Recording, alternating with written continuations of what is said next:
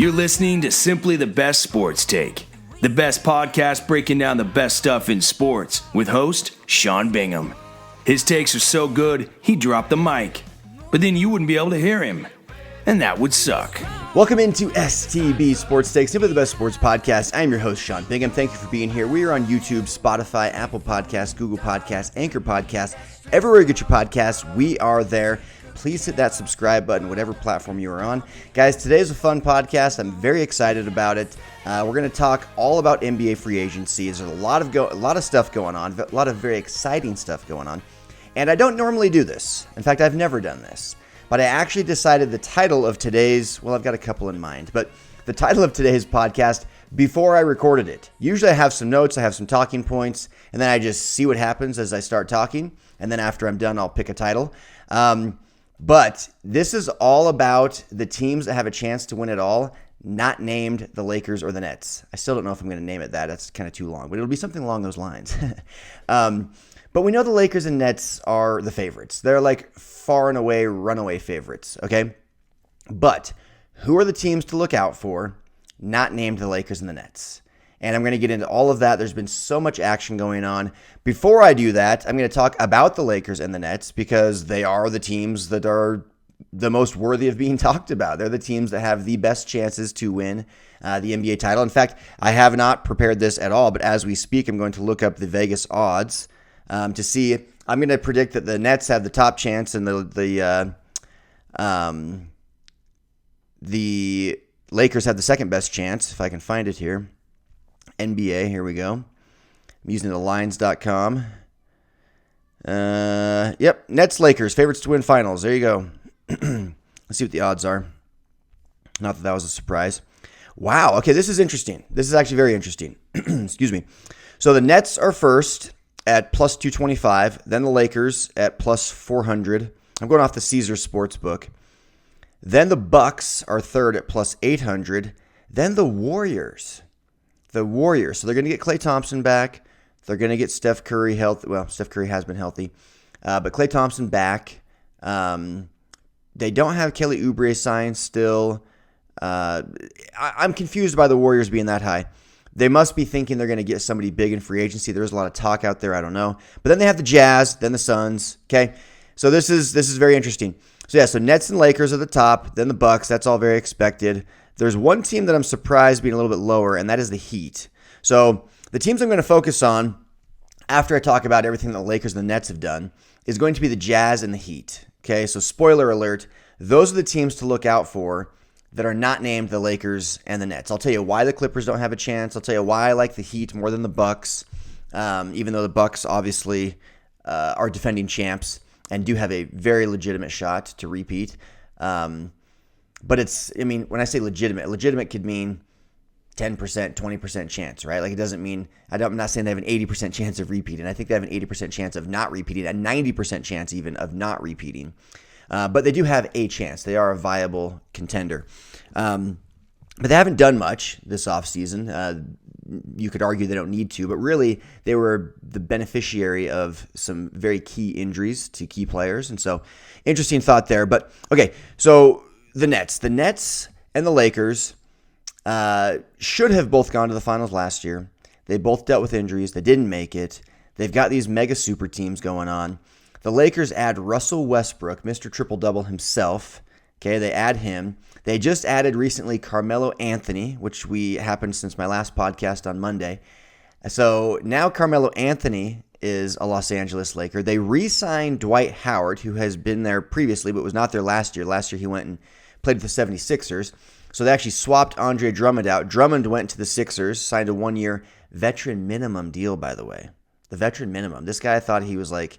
In fact, it was once mentioned that he should sign for the veteran minimum to stay with the Lakers, and he publicly commented back on Instagram or Twitter. I can't remember which one it was, but he was like, basically like, you must be dreaming, like making fun of the guy who had made that comment. Well, now he goes and signs a veteran minimum for a worse team. So he's going to go be the backup to Joel Embiid. I mean, that's actually really good for the Sixers. I'm surprised they didn't want to give him more, weren't willing to give him more, because he does have he's obviously not Joel Embiid, but he has a similar style of play as Joel Embiid. Joel Embiid's going to miss 20 games next year. We know he will. Probably as a minimum, he'll miss 20 games. Injuries, load management, which maybe they should look into more with him. And so to have a guy that can fill that role that's actually very, very talented in Andre Drummond, that plays a similar style of basketball as Joel Embiid, your offense doesn't have to change much when you insert him into the lineup, whether it be the starting lineup because Joel Embiid's out or when he comes in for 15 minutes a game to give Joel Embiid a breather. So I actually like that pickup for the 76ers. I don't know that it makes them that much better or that much more of a contender. Maybe slightly, I guess, a little bit more. But just funny, though, that Andre Drummond scoffed at the idea of taking a veteran minimum and then took the veteran minimum on a 1-year deal at that. So, so back to the Lakers. So they get Dwight Howard back. They get Carmelo Anthony. They get Russell Westbrook. They, of course, have LeBron and AD. They lose Caruso. They get rid of Kuzma. They keep Talen Horton-Tucker. So they lose KCP. LeBron is now the longest tenured Laker on the team. This is his 4th season with the team, and he's been there longer than anybody else. But they have Anthony Davis, LeBron James, Russell Westbrook, Carmelo Anthony, Talen Horton-Tucker, Dwight Howard. They've got a squad. That's a squad. They're old. There's a lot of chatter and jokes going on about how old they are, which they are old. They're actually quite old. Carmelo's like 37. LeBron's 36. AD's only 28. They signed Trevor Ariza. That's the guy I didn't mention yet. They picked up some really solid pieces. In fact, let's pull up the full list here. The Lakers I mentioned all those guys. Oh, yeah, Malik Monk on a 1-year deal. That's a big deal. Kent Bazemore. Kendrick Nunn. Oh, my geez, I forgot Kendrick Nunn. So, yeah, Kendrick Nunn. I mean, the Lakers really got it done. I mean, those are good, solid pickups. I mean, they are absolutely the favorites in the West. Kendrick Nunn was a key piece with the Miami Heat last year. He's now a Laker. Carmelo Anthony, key piece with the Portland Trailblazers, best friends with LeBron James, or one of his best friends. He's now a Laker. He still can shoot it. He can hit the open three. Kendrick Nunn can hit the open three. Malik Monk can. Wayne Ellington they picked up. He can hit the three. So they actually put a bunch of three-point shooters around their core three of LeBron, AD, and Russell Westbrook.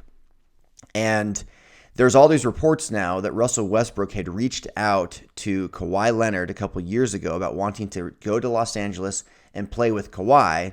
Kawhi then used that phone call against Russell Westbrook to recruit Paul George to the Clippers. So the rivalry between the Clippers and the Lakers is going to reach an all-time high, except for the fact that Kawhi Leonard is out with an injury, likely for the entire season. Maybe he comes back for the last 15, 20 games to get ready for a playoff run, but it's unlikely. I think you'll see him sit the whole season just because he's kind of like that. But he uses the phone call of Russell Westbrook against him to recruit Paul George. It works. So now all these former teammates are in the same city, in the same stadium still, on contending teams, but opposing teams. That's exciting stuff. I wish Kawhi was healthy. It'll be fun to watch, over the next couple of years. But the Lakers window is now. The Nets window is now. The Nets window is maybe a year or two longer than the Lakers, but free agency comes and you don't know, can you keep Kevin Durant, James Harden, Kyrie Irving? That's going to be tough.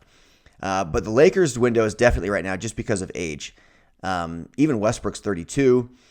So I like the Lakers a lot. Again, they put some key pieces around LeBron, AD, and Russell Westbrook that can shoot the ball. That was their biggest weakness. They probably got a teeny bit worse on defense as a team, the Lakers did. But I think they're a better shooting team now. They're going to be better offensively. Russell Westbrook can do everything on the floor except shoot the three. He can literally everything else he's very, very good at. Free throw shooting, also not very good. His mid-range game is actually pretty darn good. His taking it to the hoop game is phenomenal. Russell Westbrook can rebound. He can pass. He can defend. Like, he's super athletic, gives it everything he's got. Carmelo Anthony can shoot it. I'm excited. This is crazy. This is crazy. I have never rooted for the Lakers in my entire life. I've not really even necessarily rooted for LeBron James much. I know some of you think I'm a LeBron hater. I'm not. He's top 5 NBA player of all time, probably second best all time. That is not hating. But I kind of want to see Russell Westbrook and Carmelo Anthony get a ring. Like, part of me kind of wants that, like, not as much as I would like to see the Jazz get a ring, but within, again, if they all stay healthy, it's Lakers and Nets, right? But anyway, so we'll see what happens there. I would be excited, though. I mean, that's got to be so motivating for LeBron to try and get those two a ring. He's got 4. He got AD one, or, they helped each other get another one. It was a bubble ring, though, asterisk. And now he's fighting to get one of his best friends from the same draft class, Carmelo Anthony, a ring. A guy who's a definite Hall of Famer, Russell Westbrook, first ballot Hall of Famer, no question. Their glaring weakness or vacancy, whatever the word is I'm looking for. The thing they're missing on their resume is definitely a championship, and they have a chance to go get one now, a very good chance to go get one with the Los Angeles Lakers. The Nets obviously keep their core 3. That's the biggest, most important thing. But what they also did was they added Patty Mills. Patty Mills is a good player. In fact, we're seeing him do some great things in the Olympics. He had a good game, was it just last night or 2 nights ago, against Team USA. Team USA won, but Patty Mills had like 23 points for Australia. So that's a solid pickup for the Nets, actually. It really is, especially his position. Point guard, he can play the 1 or the 2, which I know they've got Kyrie and James Harden, but if they have injuries, if they have load management, if they want to just mix up the rotation, that's a very solid piece to have in there. He'll probably get 20 minutes a game off the bench and be a real key part for the Nets. So the teams to look for. Let's get into the real good stuff here. Here are some key moves from around the league outside of the Brooklyn Nets and the Los Angeles Lakers, because we just went over it. Like Melo, Trevor Ariza, Dwight Howard, Malik Monk, Wayne Ellington, Kent Bazemore, Kendrick Nunn. Those are some solid pieces that the Lakers picked up. Like, every single one of those guys can hoop. Every single one of them. Like, there's not a single name there where like, wait, who's that guy? Like, all of those guys can hoop. So that's a big deal for the Lakers. Okay, I still take a healthy Nets team over a healthy Lakers team. I just think Durant, Harden, Kyrie, it's just going to be too much. Add Patty Mills. They re-signed Blake Griffin, who clearly has plenty left in the tank. Last year we noticed. So I still like a healthy Nets team over a healthy Lakers team, but it'll be fun to watch. Okay, big moves around the league. Steph Curry signs a 4-year, $215 million contract. That's more than $50 million a year to play basketball. What? More than $50 million a year to play basketball, Steph Curry. Insane.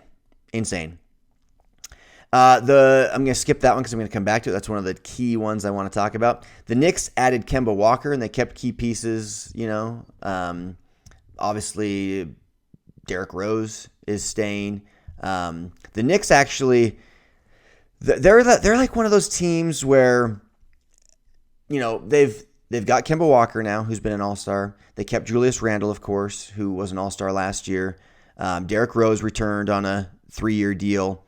They've got Evan Fournier, who's been playing great in the Olympics for Team France.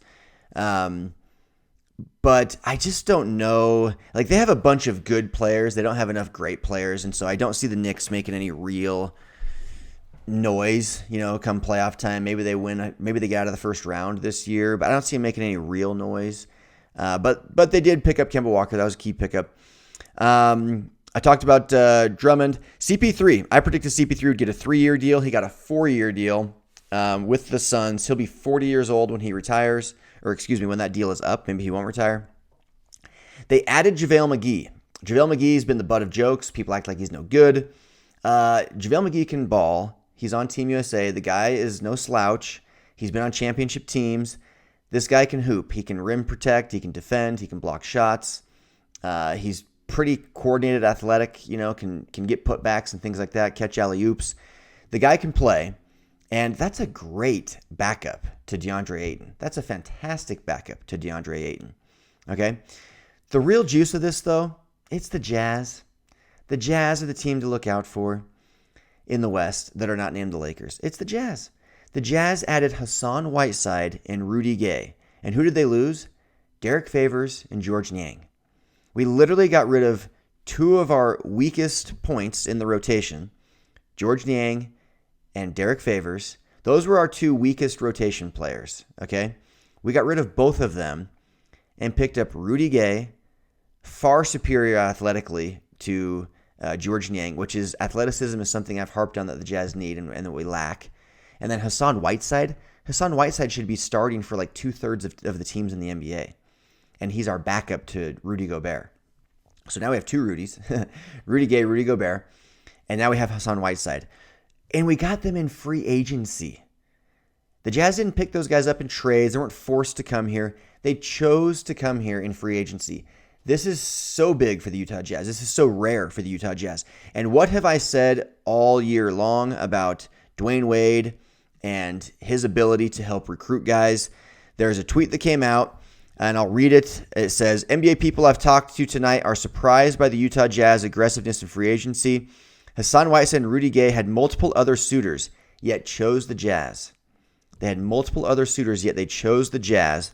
Several people told me the influence of Dwayne Wade and playing with Donovan Mitchell made it possible. The influence of Dwayne Wade and playing with Donovan Mitchell made it possible. That's a huge deal. That's a huge, huge deal.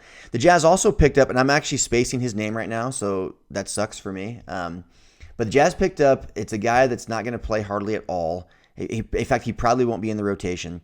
But it's Donovan Mitchell's like best friend from growing up. Like these guys go like way back, and they're like besties. That is a genius strategic move on the part of the Utah Jazz to keep Donovan Mitchell here. Keep him happy. You give your superstar another reason to stay put in Utah. Give him another reason to not want to go seek greener pastures or bigger paychecks or bigger cities or more whatever in these bigger markets. Keep him here. Bring in his best buddy growing up. Bring in D. Wade, the Hall of Famer, the cool, part owner of Stance Socks and like this hip guy, like Dwayne Wade's the man. 3-time champion. Bring in D. Wade as a part owner. Bring in your childhood best friend. Keep a couple all-stars around you. The Jazz re-signed Mike Conley. We keep Rudy Gobert. We keep Donovan Mitchell. Looks like we're going to keep Joe Ingles. There was talk of him potentially being traded. Looks like we're going to keep him. We sign Hassan Whiteside. We sign Rudy Gay. I mean, this is a squad. Like the Jazz we keep Bogdanovich. I mean, the Jazz last year were right there on the cusp. There were some injuries that the Jazz dealt with. We still should have beaten the Clippers. That was a real shame that we didn't.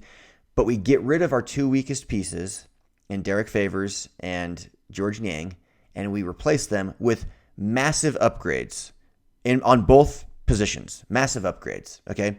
So the Jazz are clearly the team to look out for in the West, not named the Los Angeles Clippers. Not named the Los Angeles Lakers.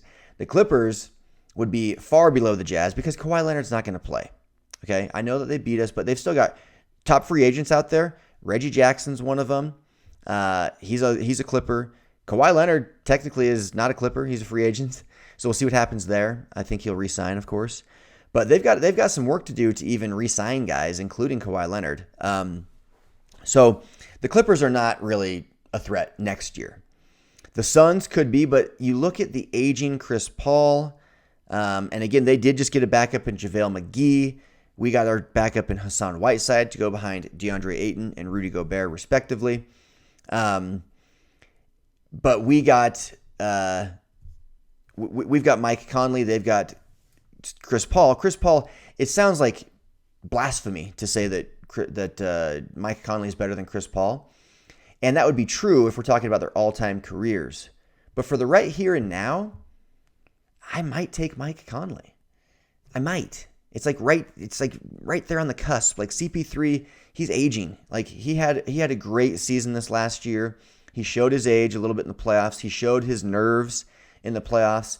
Defensively, it's not even a comparison. Mike Conley is the far superior defender, and I would say that that CP3 is the superior offensive player. He's a better passer. He's a better shooter, but not by much. Not by much. In fact, 3-point wise, you still probably take Mike Conley. But CP3 has a little bit more difficult shots. His mid-range is better. He can create a shot better than Mike Conley can. They were both All-Stars last year. So again, I know that like if we just go off of name alone, it's like, oh my gosh, like it's for sure Chris Paul. Not really anymore. It's very, very even, okay? Booker and Donovan Mitchell, even, slight edge to Donovan Mitchell. We'll give slight edge to CP3, slight edge to Donovan Mitchell. DeAndre Ayton and Rudy Gobert, kind of a similar thing with Chris Paul and Mike Conley. Defensively, Rudy Gobert. Offensively, DeAndre Ayton. Overall, I'll give a slight edge to the Jazz still in that one with Rudy Gobert. Then you get into like the Bogdanovich, and Rudy Gay and Joe Ingles versus Cameron Payne and some of those guys. And I feel like the Jazz just have a slight edge over the Suns. I do, but the Suns are right there nipping at their heels. Like to me, those are the top three teams in the West. Lakers, Jazz, Suns, in that order. In the East, it's of course the Nets. And then I actually don't think that it's the Bucks, number 2. I think it's the Miami Heat. The Miami Heat re-signed Jimmy Butler. They keep Victor Oladipo, who Oladipo went through some injuries and just hasn't been himself at all. He hasn't even played really lately. He's going to be back fully healthy, ready to go. And this guy's all-star caliber. That's an all-star caliber player. They signed Kyle Lowry. So Kyle Lowry is now on the Miami Heat, okay? And those are three not superstars. Those are three all-star level players. Kyle Lowry, Jimmy Butler, and Victor Oladipo. Those are three all-star players. They still have Bam Adebayo, who was an all-star. They still have Tyler Hero, who's an up-and-coming young stud. They lost Goran Dragic, but they upgraded to Kyle Lowry. They kept Duncan Robinson, signed him to an extension. I mean, they lost Kendrick Nunn and Goran Dragic, but I mean, this is a squad. Like those are guys they could afford to lose. Oladipo's going to get way more minutes now because he's healthy. Hero's going to get more minutes because he's coming into his own. He's going to be a bigger part of that rotation. And then Jimmy Butler, Duncan Robinson, Bam Adebayo, Kyle Lowry. I mean, that's a freaking squad. I'd take them over the Bucks. I would. I'd take them over Chris Middleton and Giannis Antetokounmpo. I would. The Bucks lose PJ Tucker, kind of meaningless. But I'm taking a healthy Miami Heat team over a Milwaukee Bucks team. I am. I think they've got the same heart and soul type of guy in Jimmy Butler as the Bucks have in Giannis Antetokounmpo.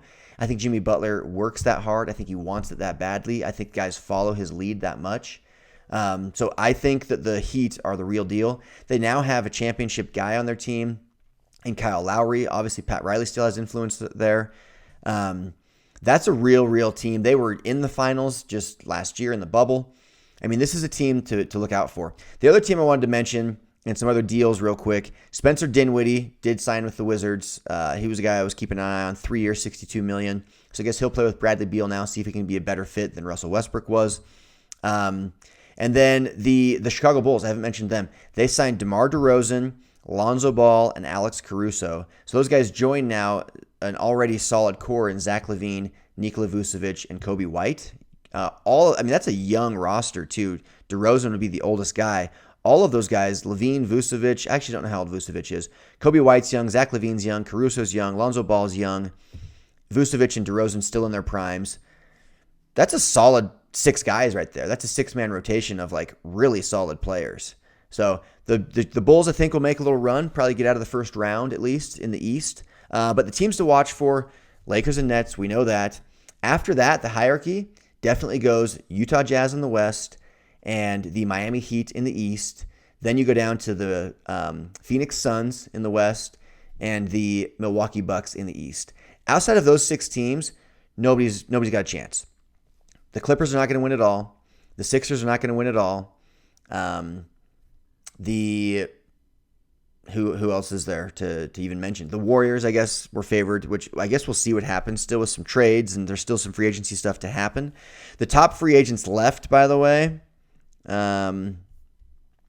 Clippers, Kawhi Leonard, Clippers, Reggie Jackson, Warriors, Kelly Oubre, Lakers, Dennis Schroeder, Paul Millsap of the Nuggets, Josh Hart, Lauri Markkanen. He's a Chicago Bull currently. We'll see what he wants to do.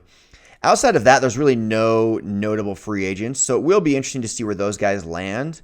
I think that a lot of them are probably expected to just go back to their teams with the exception of Dennis Schroeder. But like Oubre, would not be surprised at all to see him just go back to the Warriors, although they would have to pay a lot in luxury tax. Reggie Jackson and Kawhi Leonard, I'm sure, will be back with the Clippers, but we'll see. But yeah, it's going to be fun. It's going to be fun to watch. And LeBron's already out there stating all this stuff. In fact, here's a quote from him. This is from LeBron James on his Instagram. Keep talking about my squad, our personnel ages. A lot of typos in here, by the way. Keep talking about my squad, our personnel ages, the way he plays, he stays injured, we're past our time in this league, etc., etc., etc. Do me one favor, please, caps lock on the please. And I mean please, caps lock again. Keep that same narrative energy when it begins. That's all I ask. Thank you. Okay, yeah, you're still going to be old. In fact, you're going to be older when it starts, LeBron. You're all going to be older. You're turning 37. Melo's going to turn 38. Anthony Davis is frequently hurt. Like, those things are all true. I'm still putting them as the favorites in the West. And the window is now for them. The window is now for a lot of these teams. Like the Utah Jazz, like they've got a couple years here to make it happen. Their window is not as narrow, but it is a little bit narrow just in the sense that it's not a market people love to play in, you know? So you just don't want to lose guys. But I love how aggressive the Jazz are being. I love that they're making waves. I love that they got Hassan, Whiteside, and Rudy Gay. I love that we're hearing that Dwayne Wade's part of it. Playing with Donovan Mitchell is a big deal. In fact, I'm going to Google because I feel awful. I can't remember this guy's name. Donovan Mitchell friend on Jazz. Let's just see. Yeah, Eric Pascal. Yeah, that's a name I know. Come on. So Eric Pascal now on the Jazz. Childhood friend, longtime friend of Donovan Mitchell. Come on, guys. We gave up a second-round pick to get him. We literally gave up nothing to get a guy on the bench. He will not play hardly at all.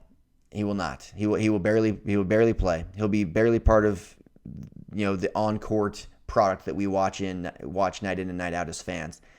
But he's there to keep Donovan Mitchell happy, and that is part of the Ryan Smith, Dwayne Wade genius.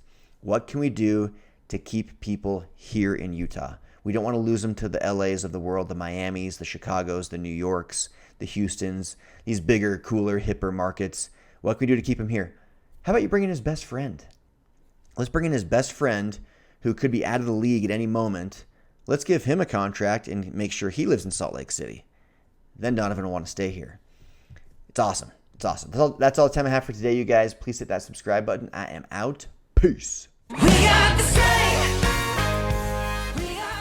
Thanks for hanging with Simply the Best Sports Take. Don't forget to subscribe to this podcast and check out STBSportsTake.com. Simply the best in sports. 'Cause we are